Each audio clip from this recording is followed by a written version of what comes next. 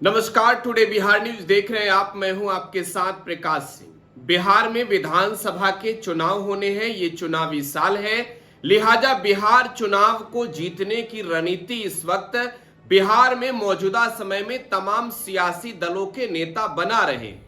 बिहार में महागठबंधन से लेकर बिहार में एनडीए गठबंधन तक, जनसुराज से लेकर बसपा तक, अब बिहार में ओवैसी की पार्टी की भी एंट्री हो चुकी है 2020 में ही।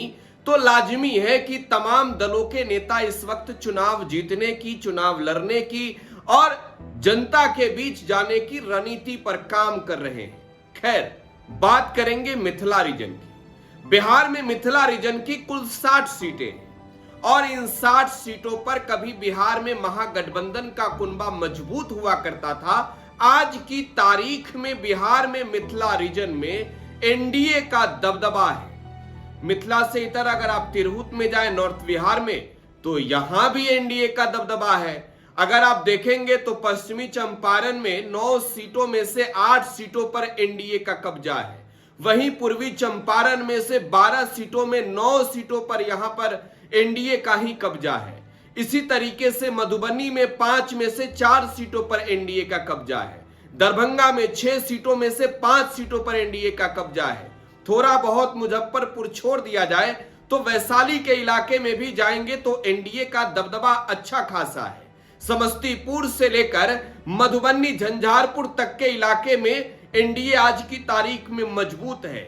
लेकिन ठहरिए, रुकिए, समझिए, एनडीए के कुनबे को तोड़ने की हर रणनीति इस वक्त बिहार में लालू प्रसाद यादव और तेजस्वी यादव बना रहे हैं। बिहार में कैसे मिथिला रीजन में एनडीए धाराशायी हो, कैसे मिथिला रीजन में एनडीए की हार हो और महागठबंधन की जीत सुनिश्चित हो, इस बात पर इस वक्त महागठबंधन के नेता जो है वो पूरी तरीके से मंथन कर रहे हैं।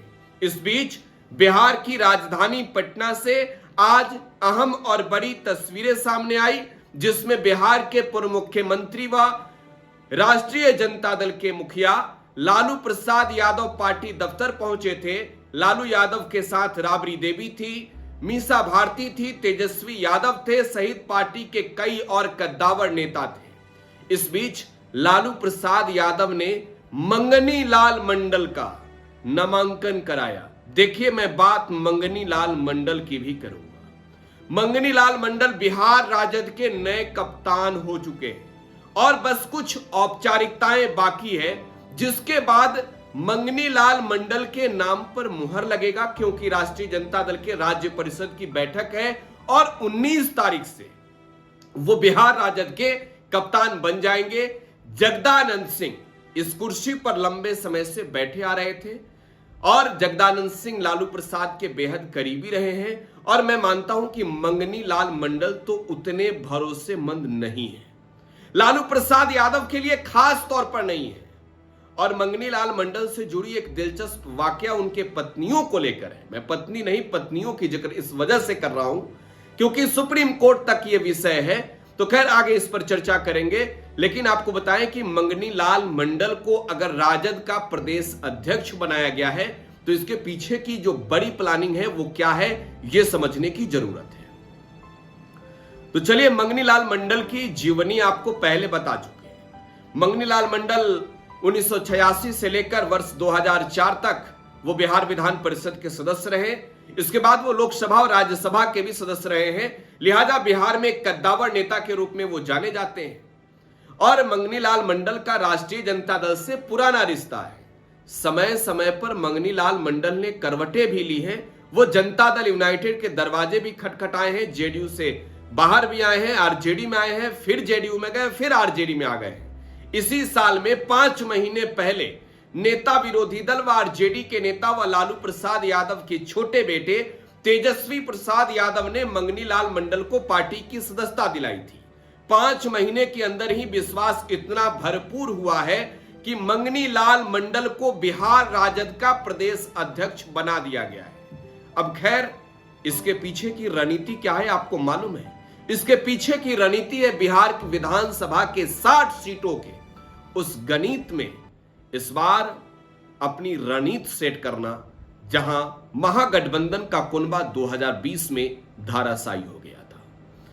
तिरहुत में अगर आप जाएंगे, मिथिला में जाएंगे, तो यहां पर आपको एनडीए का कुनबा मजबूत नजर आएगा।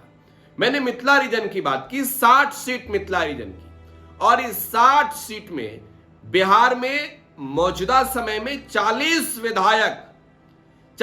विधायक राष्ट्रीय जनतांत्रिक गठबंधन के हैं, जो नेशनल डेमोक्रेटिक अलायंस के नाम से जाना जाता है, एनडीए, उसके 40 विधायक हैं। और इस 60 में जो 20 है, अब कहीं ना कहीं आप ये समझ सकते हैं कि अगर ये सीटों की भूमिका बढ़ी होती तो आप ये समझ सकते थे कि महागठबंधन की जो सरकार बनने मात्र से रह गई, चंद कदम बहुमत के आंकड़ों से दूर जो तेजस्वी प्रसाद रह गए, वो कहीं ना कहीं उस वक्त पूरा हो जाता। अब मुजफ्फरपुर से शुरू करते हैं, मुजफ्फरपुर, वैशाली, समस्तीपुर, इसके अलावे मधुबनी, दरभंगा, सीतामढ़ी, शिवहर, आप यहां अगर देखें मिथिला रीजन के इन सीटों में, तो आपको नजर आएगा कि यहां तो भाई गजब का खेल है। यहां खेल नहीं, भयंकर खेल है। कभी इस गढ़ में राष्ट्रीय जनता दल और कांग्रेस का मजबूती हुआ करता था। आज की तारीख में क्या है? आज की तारीख में हालात ऐसे हैं कि यहां पर जो वोट बैंक है वो आरजेडी के समीकरण के साथ सेट नहीं बैठ पाया। देखिए, मंगनी लाल मंडल अति पिछड़ा जाति से है, और मिथिला रीजन में पचपनिया जाति की भूमिका बहुत बड़ी है। पचपनिया जाति के लोग ये तय करते हैं कि मिथिला में दबदबा किसका होगा, और उसमें बिहार की अगर राजनीति की मौजूदा समय में देखें तो 36%, 36% जो है वो बिहार में अति पिछड़ा है। तो जाहिर सी बात है कि एक और लालू प्रसाद यादव का जो समीकरण है, एमवाई समीकरण, उसमें बिहार में मुस्लिम है, पिछड़ा से यादव है, और अति पिछड़ा की अगर वोट बैंक पर चोट करने की बात हो तो बीजेपी का ये कोर वोटर आज हाल के दिनों में, हाल के चुनाव में नजर आए हैं। तो एनडीए के पास जो अति पिछड़ा और पिछड़ा का वोट बैंक है, इसे हर हाल में तोड़ना होगा बिहार को जीतने के लिए। लिहाजा मंगनी लाल मंडल को कुर्सी पर बैठाया गया है। और देखिए, इसका सीधा फायदा मिथिला रीजन में महागठबंधन को मिल सकता है। महागठबंधन को मिथिला रीजन में कुल 45 सीटों पर, आप ये कह सकते हैं कि कुल 45 ऐसे सीट आज की तारीख में, जहां पर कुल 8 सीटों पर आज की तारीख में आप देखें तो महागठबंधन है, इसके अतिरिक्त जो सीटें हैं, कुल 45 ऐसे सीट हैं जहां पर महागठबंधन के कुनबे को सीधे मजबूती मिलेगी।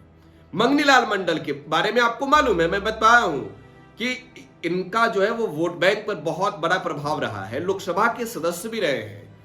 खैर, अब मंगनीलाल मंडल आए तो हैं, मजबूती तो मिलेगी, लेकिन इनके पत्नी से जुड़ा एक वाकया है। एक याचिका कोर्ट में दी गई थी। कोर्ट ने पूछा था मंगनीलाल मंडल से कि आपकी कितनी पत्नी है। दरअसल इन्होंने एफिडेविट दिया था पार्लियामेंट्री इलेक्शन में, इन्होंने जानकारी एक पत्नी के बारे में ही दी थी। तब मंगनीलाल मंडल ने कोर्ट में कहा था कि मेरी कितनी पत्नियां हैं मुझे ही नहीं मालूम है। आज की तारीख में मंगनीलाल मंडल की पत्नी की भी चर्चा सुबह के सियासत में हो रही है। आप अपनी प्रतिक्रिया कमेंट बॉक्स में छोड़े जाइएगा। फिलहाल आप टुडे बिहार न्यूज के साथ बने रहें। धन्यवाद।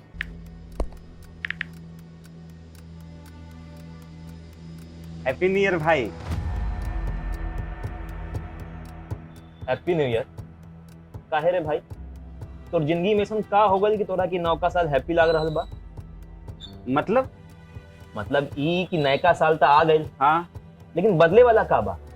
उहे पर्चा लीक होई, उहे नौकरी खातिर मारा मारी, काम धाम के चक्कर में पलायन, उहे बेरोजगारी, मेडल लटकत रही गला में, माथा पर दुख और चिंता के गोड़ छपाई, सरकार से हक के खातिर रोवा, धरना, प्रदर्शन, लाठी खा, मार खा, थप्पड़ खा। 20 साल से दुख चिपकल बा, कहवा से हैप्पी हो दी रे भाई? बात तो तू एकदम सही बोला था।